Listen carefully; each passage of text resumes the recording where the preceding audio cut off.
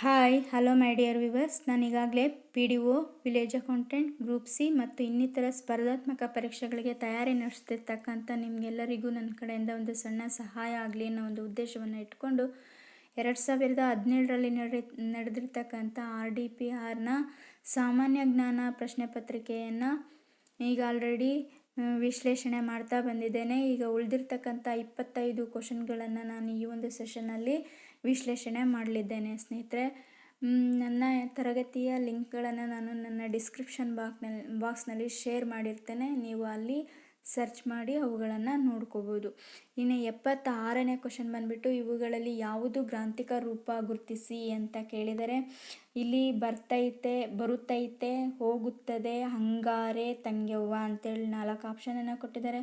ಸ್ನೇಹಿತರೆ, ಕನ್ನಡ ಭಾಷೆಯಲ್ಲಿ 2 ರೂಪವನ್ನು ಕಾಣ್ತೇವೆ. ಒಂದು ಶಿಷ್ಟ ಭಾಷೆ, ಇನ್ನೊಂದು ಜನರಾಡುವ ಭಾಷೆ. ಶಿಷ್ಟ ಭಾಷೆನೇ ಗ್ರಾಂಥಿಕ ಭಾಷೆ ಆಗಿರುತ್ತೆ. ಅಲ್ಲಿ ನಾವು ಕೃತಿ ಮತ್ತು ಓದು ಭಾಷೆ ಅಂತಲೂ ಕೂಡ ಕರಿತೇವೆ. ಇನ್ನು ಜನರಾಡುವ ಭಾಷೆ ಅಷ್ಟೊಂದು ಶಿಷ್ಟವಾಗಿರೋದಿಲ್ಲ.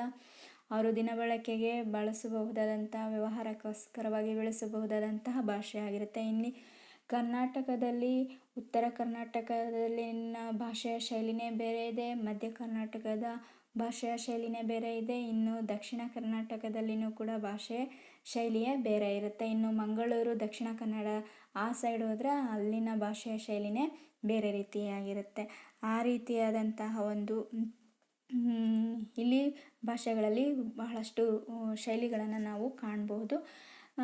ಇಲ್ಲಿ ಈಗ ಗ್ರಾಂಥಿಕ ರೂಪ ಅಂತ ಹೇಳಿದ್ರೆ ಹೋಗುತ್ತದೆ ಅನ್ನುವುದು ಸರಿಯಾದ ಗ್ರಾಂಥಿಕ ರೂಪ ಆಗಿರುತ್ತೆ. ಇನ್ನು ಬರ್ತೈತೆ, ಹಂಗಾರ, ತಂಗ್ಯವ ಇವೆಲ್ಲ ಆಡು ಭಾಷೆಯ ಪದಗಳಾಗಿರುತ್ತವೆ ಸ್ನೇಹಿತರೆ. ಇನ್ನು 77ನೇ ಕ್ವಶನ್ ಬಂದುಬಿಟ್ಟು ಸ್ವದೇಶಿ ಈ ಪದದ ವಿರುದ್ಧ ಪದ ಗುರುತಿಸಿ ಅಂತೇಳ್ಬಿಟ್ಟು ದೇಸಿ, ಪರದೇಸಿ, ವಿದೇಶಿ, ಹೊರದೇಸಿ ಅಂತೇಳ್ಬಿಟ್ಟು 4 ಆಪ್ಷನನ್ನು ಕೇಳಿದರೆ ಇಲ್ಲಿ ವಿದೇಶಿ ಈಸ್ ಎ ರೈಟ್ ಆನ್ಸರ್ ಅಂತ ಹೇಳ್ಬೋದು ಸ್ನೇಹಿತರೆ. ಇನ್ನು 78ನೇ ಕ್ವಶನ್ ಬಂದು ಗುಂಪಿಗೆ ಸೇರದ ಪದವನ್ನು ಗುರುತಿಸಿ ಅಂತೇಳ್ಬಿಟ್ಟು ಆಕಾಶ, ನಭ, ಭಾನು, ಇಳೆ ಅಂತ ಕೇಳಿದರೆ ಇದರಲ್ಲಿ ಆಕಾಶ, ನಭ ಅಂತ ಹೇಳಿದ್ರೆ ಗಗನ ಅನ್ನೋ ಒಂದು ಪದಕ್ಕೆ ಸರಿ ಸಮಾನವಾಗಿರುತ್ತೆ. ಭಾನು ಅಂತ ಹೇಳಿದ್ರೆ ಸೂರ್ಯ ಆಗುತ್ತೆ, ಇಳೆ ಅಂತ ಹೇಳಿದ್ರೆ ಭೂಮಿ ಆಗುತ್ತೆ ಸ್ನೇಹಿತರೆ. ಇನ್ನು ಆಕಾಶ, ನಭ, ಭಾನು, ಆಗಸ ಅಂತ ಹೇಳ್ಬಿಟ್ಟು ಆಪ್ಷನಲ್ಲಿದೆ. ಆಕಾಶ, ನಭ ಅಂದರೆ ಗಗನ ಅನ್ನೋ ಪದಕ್ಕೆ ಸಮಾನಾರ್ಥಕ ಪದಗಳಾಗಿದೆ. ಭಾನು ಅಂತ ಹೇಳಿದ್ರೆ ಸೂರ್ಯ, ಆಗಸ ಅಂದರೆ ಆಕಾಶನೇ ಆಗಿರುತ್ತೆ. ಇನ್ನು ಆಪ್ಷನ್ ಸಿ ಬಂದುಬಿಟ್ಟು ಆಕಾಶ, ನಭ ಅನ್ನೋದು ಗಗನ ಅನ್ನೋ ಪದಕ್ಕೆ ಸಮನಾದಂಥ ಪದ ಅಂದರೆ ಆಕಾಶನೇ ಆಗಿರುತ್ತೆ. ಇನ್ನು ಭಾನು ಅನ್ನೋದು ಸೂರ್ಯ ಆಗಿದ್ದರೆ ಭುವಿ ಅನ್ನೋದು ಇಳೆ ಆಗಿರುತ್ತೆ ಸ್ನೇಹಿತರೆ, ಅಂದರೆ ಭೂಮಿ ಆಗಿರುತ್ತೆ. ಇನ್ನು ಆಪ್ಷನ್ ಡಿ ಬಂದು ಆಕಾಶ, ನಭ ಅನ್ನೋದು ಗಗನ ಅನ್ನೋ ಪದಕ್ಕೆ ಸರಿ ಸಮಾನವಾದಂಥ ಪದವಾಗಿರುತ್ತೆ. ಭಾನು ಅನ್ನೋದು ಕೂಡ ಆಕಾಶನೇ ಆಗಿರುತ್ತೆ. ಇನ್ನು ಧರೆ ಅಂತ ಹೇಳಿದ್ರೆ ಭೂಮಿ ಆಗಿರುತ್ತೆ. ಇಲ್ಲಿ ಇಳೆ, ಭುವಿ ಮತ್ತು ಧರೆ ಅನ್ನುವಂಥವು ಲಾಸ್ಟ್ ಪದಗಳು ಬಂದಿವೆ. ಇಲ್ಲಿ ಭಾನು ಅಂತ ಹೇಳಿದ್ರೆ ಇಲ್ಲಿ ಸ್ನೇಹಿತರೆ ಇಲ್ಲಿ ಒಂದು ರೀತಿ ಗೊಂದಲಕ್ಕೆ ಈಡು ಮಾಡುವಂತಹ ಒಂದು ಕ್ವಶನ್ ಆಗಿರೋದ್ರಿಂದ ಇದು ಅಷ್ಟಾಗಿ ಇದಕ್ಕೆ ಗ್ರೇಸ್ ಮಾರ್ಕ್ಸೇ ಇರುತ್ತೆ. ಇದರಲ್ಲಿ ಯಾವುದೇ ಆಪ್ಷನ್ನು ಕೂಡ ಕರೆಕ್ಟಾದಂಥ ಆಪ್ಷನ್ ಆಗಿರೋದಿಲ್ಲ. ಇನ್ನು ನೆಕ್ಸ್ಟ್ ಕ್ವಶನ್ ಬಂದುಬಿಟ್ಟು 79ನೇ ಕ್ವಶನ್ನು. ಇಲ್ಲಿ ಮಾರುತಗಳನ್ನು ಅವುಗಳ ಗುಣಲಕ್ಷಣಗಳ ಜೊತೆ ಹೋಲಿಸಿ ಅಂತೇಳ್ಬಿಟ್ಟು ಲಿಸ್ಟ್ 1, ಲಿಸ್ಟ್ 2 ಅಂತೇಳಿ 2 ಲಿಸ್ಟ್ ಕೊಟ್ಟಿದ್ದಾರೆ, ಅಂದರೆ ಹೊಂದಿಸಿ ಬರೆಯಿರಿ ರೀತಿಯಲ್ಲಿ. ಇಲ್ಲಿ ಚಿನುಕು ಮಾರುತಗಳು ಹಿಮಭಕ್ಷಕ ಅಂತ ಹೇಳ್ಬೋದು. ಧ್ರುವೀಯ ಪೂರ್ವ ಮಾರುತಗಳು ತೀವ್ರತರ ಶೀತ ಪರಿಸ್ಥಿತಿಯ ನುಂಟು ಮಾಡುವಂತಹ ಮಾರುತಗಳಾಗಿರುತ್ತೆ. ಇನ್ನು ವಾಣಿಜ್ಯ ಮಾರುತಗಳು ಅತಿ ನಿರಂತರ ಮತ್ತು ಸ್ಥಿರವಾದಂತಹ ಮಾರುತಗಳಾಗಿರ್ತವೆ. ಪಶ್ಚಿಮ ಮಾರುತಗಳು ದಕ್ಷಿಣ ಗೋಳಾರ್ಧದಲ್ಲಿ ಬೋರ್ಗರೆಯುವ ಪ್ರಬಲ ಮಾರುತಗಳಾಗಿರ್ತವೆ ಸ್ನೇಹಿತರೆ. ಅದರಿಂದಾಗಿ ಇಲ್ಲಿ ಆಪ್ಷನ್ ಬಂದ್ಬಿಟ್ಟು D is a right answer ಆಗಿರುತ್ತೆ. ಇನ್ನು 80ನೇ ಕ್ವಶನ್ ಬಂದುಬಿಟ್ಟು ಈ ಈ ಕೆಳಗಿನ ಪದಗಳಲ್ಲಿ ಯಾವುದು ಕಾಗುಣಿತ ತಪ್ಪಿರುವ ರೂಪ ಗುರುತಿಸಿ ಅಂತ ಹೇಳ್ಬಿಟ್ಟು 4 ಆಪ್ಷನನ್ನು ಕೊಟ್ಟಿರ್ತಾರೆ. ಅವುಗಳು ಪ್ರತ್ಯಕ್ಷ, ಪರೋಕ್ಷ, ವಿಸ್ಮಯ, ತಂಗಾಳಿ ಅಂತ ಹೇಳ್ಬಿಟ್ಟು. ಇಲ್ಲಿ option D is a wrong answer ಅಂತ ಹೇಳ್ಬೋದು ಸ್ನೇಹಿತರೆ. ಇಲ್ಲಿ ತಂಗಾಳಿ ಈ ರೀತಿಯಾದಂಥ ಅಂದರೆ ಸಣ್ಣ ಇದಕ್ಕೆ ಸರಿಯಾದಂತಹ ಒಂದು ಉತ್ತರ ಆಗಿರುತ್ತೆ. ಇನ್ನು you dash want the problem is ಅಂತ ಹೇಳಿ 4 ಆಪ್ಷನ್ ಕೊಟ್ಟಿದ್ದಾರೆ. ನೋ, ನೌ, ನನ್, ನೌ ಅಂತ ಹೇಳ್ಬಿಟ್ಟು. ಇಲ್ಲಿ KNOW know is a right answer. You know what the problem is, ನಿಮಗೆ ಗೊತ್ತಾ ಯಾವ ಪ್ರಾಬ್ಲಮ್ ಅಂತ ಹೇಳಿ ಕೇಳ್ಬೋದು. ಅದು ಕನ್ನಡಕ್ಕೆ ಟ್ರಾನ್ಸ್ಲೇಟ್ ಮಾಡ್ಬೋದು. ಇನ್ನು ಹಿತ್ತಾಳೆ ಕಿವಿ ಎಂಬ ನುಡಿಗಟ್ಟಿನ ಧ್ವನ್ಯಾರ್ಥ ಅಂತ ಹೇಳ್ಬಿಟ್ಟು. ಚಾಡಿ ಮಾತನ್ನು ಕೇಳುವುದು, ಹಿತ್ತಾಳೆ ಲೋಹದಿಂದ ಮಾಡಿದ ಕಿವಿಯಲ್ಲಿ ಶಬ್ದ ಹಿರಿದಾದ ಕಿವಿ ಅಂತ ಹೇಳ್ಬಿಟ್ಟು 4 ಆಪ್ಷನನ್ನು ಕೊಟ್ಟಿದ್ದಾರೆ ಸ್ನೇಹಿತರೆ. ಇಲ್ಲಿ ಚಾಡಿ ಮಾತನ್ನು ಕೇಳುವುದು ಈಸ್ ಅ ರೈಟ್ ಆನ್ಸರ್. ಅಂದರೆ ಸ್ವತಃ ಬುದ್ಧಿ ಇರೋದಿಲ್ಲ, ಇನ್ನೊಬ್ರು ಹೇಳಿರೋಂಥದ್ದನ್ನು ಕೇಳಿ ಮಾಡುವಂತಹ ಜನಕ್ಕೆ ಸಾಮಾನ್ಯವಾಗಿ ಹಿತ್ತಾಳೆ ಕಿವಿಯವನು ಅಥವಾ ಹಿತ್ತಾಳೆ ಕಿವಿಯವಳು ಅಂತ ಹೇಳಿ ಈ ಪದವನ್ನು ಉಪಯೋಗಿಸ್ತಾರೆ.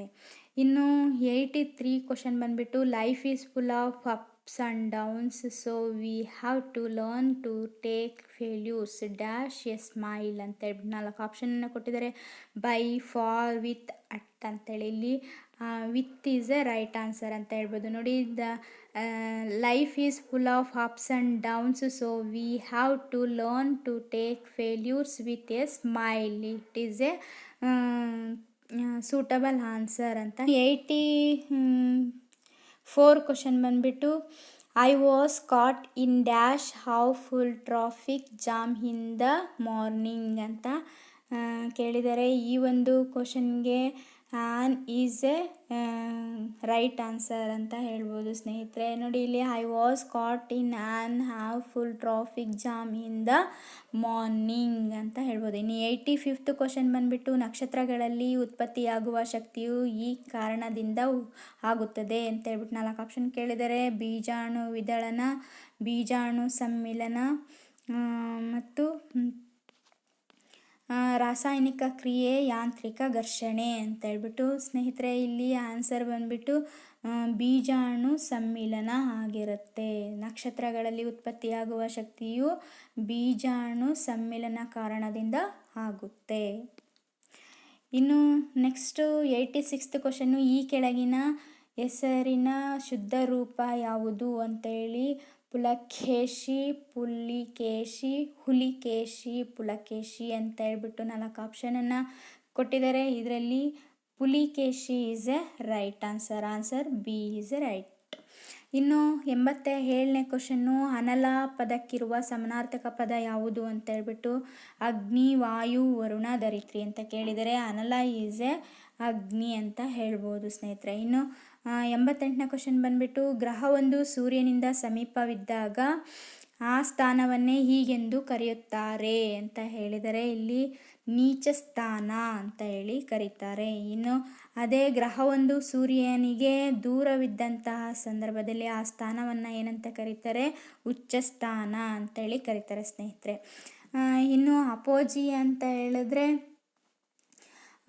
ಭೂಮಿಯನ್ನು ಕುರಿತು ಚಂದ್ರ ರೇಖಿಸುವ ಕಕ್ಷೆಯ ಮೇಲೆ ಭೂಮಿಯಿಂದ ಅತಿ ದೂರದ ಬಿಂದುವನ್ನು ನಾವು ಅಪೋಜಿ ಅಂತ ಕರಿತೇವೆ. ಅದೇ ರೀತಿಯಾಗಿ ಅತಿ ಸಮೀಪಿಸುವಂತಹ ಬಿಂದುವನ್ನು ಪೆರೋಜಿ ಅಂತ ಹೇಳಿ ಕರಿತೀವಿ ಸ್ನೇಹಿತರೆ. ಇನ್ನು 89ನೇ ಕ್ವಶನ್ ಬಂದ್ಬಿಟ್ಟು A return account of the life of on individual ಅಂತೇಳಿ 4 ಆಪ್ಷನ್ ಕೊಟ್ಟಿದ್ದಾರೆ. ಬಯೋಗ್ರಫಿ, ಎಪಿಗ್ರಫಿ, ಬಯೋಗ್ರಫಿ, ನೋವೆಲ್ ಅಂತೇಳಿ. ಇಲ್ಲಿ ಆನ್ಸರ್ ಬಂದು ಸಿ ಆಗಿರುತ್ತೆ. Biography is a right answer. A return account of the life of on individual, ನಮ್ಮ ಕಥೆಯನ್ನು ನಾವೇ ಬರ್ಕೊಳ್ಳೋದಕ್ಕೆ ಏನಂತ ಕರಿತೀವಿ, ಬಯೋಗ್ರಫಿ ಅಂತ ಹೇಳಿ ಕರಿತೀವಿ. ಇನ್ನು ನೆಕ್ಸ್ಟ್ 19th ಕ್ವಶನ್ನು ಬೈಸಿಕಲನ್ನು ಆವಿಷ್ಕರಿಸಿದವರು ಅಂತ ಹೇಳಿ ಕೇಳಿದರೆ. ಇಲ್ಲಿ ಬೈಸಿಕಲನ್ನು ಆವಿಷ್ಕರಿಸಿದವರು ಮ್ಯಾಕ್ ಮಿಲನ್ ಆಗಿದ್ದಾರೆ ಸ್ನೇಹಿತರೆ. ಮ್ಯಾಕ್ಮಿಲನ್ ಬೈಸಿಕಲನ್ನು ಆವಿಷ್ಕರಿಸಿದರು. ಇನ್ನು 91 ಕ್ವಶನ್ ಬಂದುಬಿಟ್ಟು ಎಲ್ಲ ಸಾವಯವ ಸಂಯುಕ್ತಗಳಲ್ಲಿ ಇದ್ದೇ ಇರುವ ಧಾತು ಎಂದರೆ ಸಾರಜನಕ, ಇಂಗಾಲ, ಗಂಧಕ, ಕ್ಲೋರಿನ್ ಅಂತ ಹೇಳ್ಬಿಟ್ಟು 4 ಆಪ್ಷನನ್ನು ಕೊಟ್ಟಿದ್ದಾರೆ. ಇಲ್ಲಿ ಸಾವಯವ ಸಂಯುಕ್ತಗಳಲ್ಲಿ ಇದ್ದೇ ಇರುವಂಥ ಧಾತು ಇಂಗಾಲ. ಇಂಗಾಲ ಅಂತೂ ಸಾವಯವ ಸಂಯುಕ್ತಗಳಲ್ಲಿ ಕಾಮನ್ ಆಗಿ ಇದ್ದೇ ಇರುತ್ತೆ. ಇನ್ನು 92 ಕ್ವಶನ್ ಹೇಳೋದಾದರೆ ರಾಷ್ಟ್ರೀಯ ಗ್ರಾಮೀಣ ಉದ್ಯೋಗ ಕಾರ್ಯಕ್ರಮವನ್ನು ಆರಂಭಿಸಿದ ವರ್ಷ ಅಂತ ಕೇಳಿದರೆ ಇಲ್ಲಿ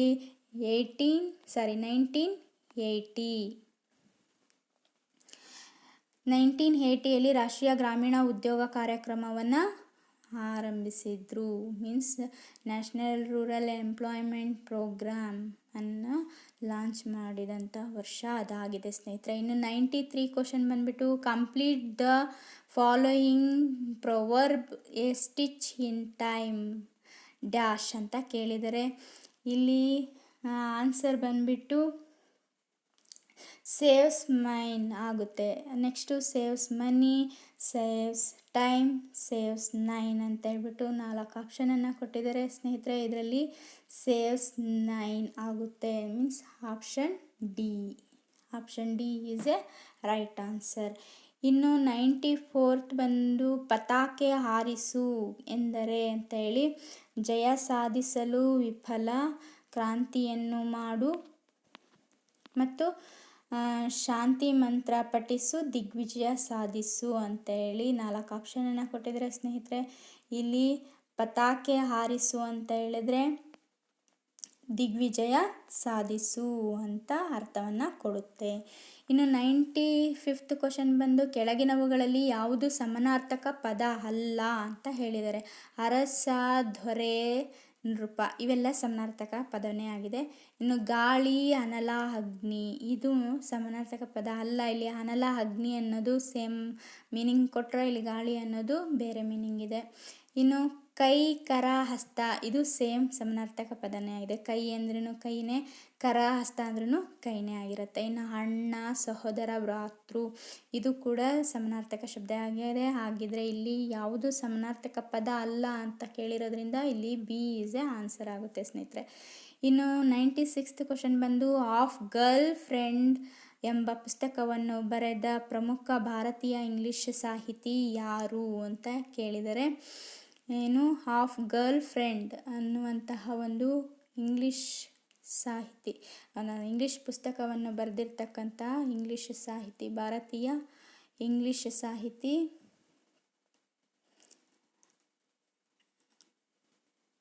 ಚೇತನ್ ಭಾಗವತ್ ಆಗಿರ್ತಾರೆ.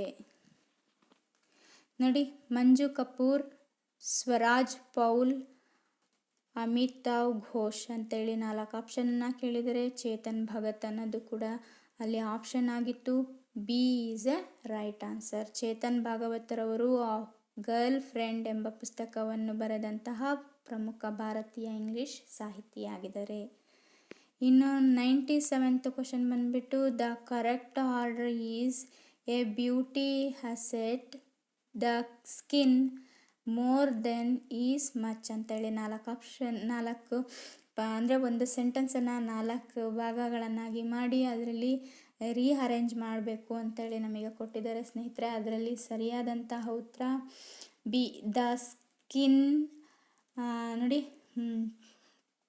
B is a right answer ಆಗಿರುತ್ತೆ. ನೋಡಿ, BDCA is a right answer.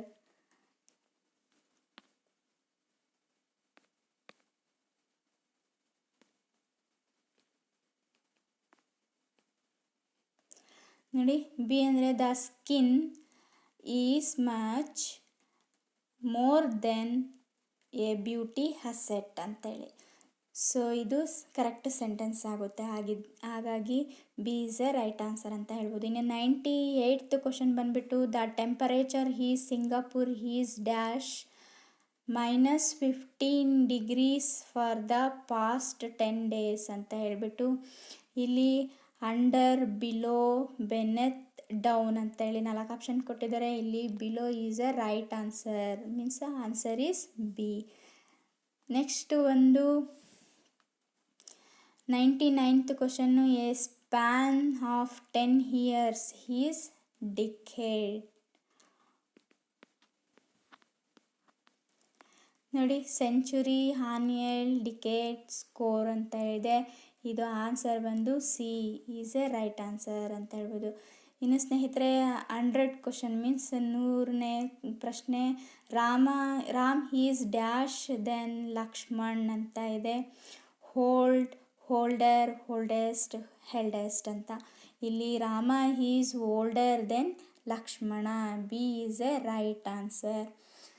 ಸ್ನೇಹಿತರೆ, ನಾನು ಈಗ ನಿಮಗೆ ಮೊದಲೇ ಹೇಳಿದ ಹಾಗೆ ಈ ಒಂದು ಯಾವುದು 2017ರಲ್ಲಿ ನಡೆದಿರ್ತಕ್ಕಂಥ RDPRನ ಸಾಮಾನ್ಯ ಜ್ಞಾನ ಪ್ರಶ್ನೆ ಪತ್ರಿಕೆಯ 100 ಕ್ವಶನ್ಗಳನ್ನು ನಾನು 4 ಸೆಷನ್ನಲ್ಲಿ ತಲಾ 25 ಕ್ವಶನ್ಗಳನ್ನು ವಿಶ್ಲೇಷಣೆ ಮಾಡೋದ್ರ ಮೂಲಕವಾಗಿ ಸಂಪೂರ್ಣ ಮಾಡಿ ಕೊಟ್ಟಿರ್ತೇನೆ. ಈ ನನ್ನ ತರಗತಿ ನಿಮಗೆ ಇಷ್ಟ ಆಯಿತು ಅಂತ ಹೇಳಿದ್ರೆ ಸಬ್ಸ್ಕ್ರೈಬ್ ಮಾಡಿ, ಪಕ್ಕದಲ್ಲಿರುವಂತಹ ಬೆಲ್ಲೈಕನನ್ನು ಟಚ್ ಮಾಡಿ, ಲೈಕ್ ಮಾಡಿ, ಕಮೆಂಟ್ ಮಾಡಿ, ಶೇರ್ ಮಾಡಿ. Thank you so much.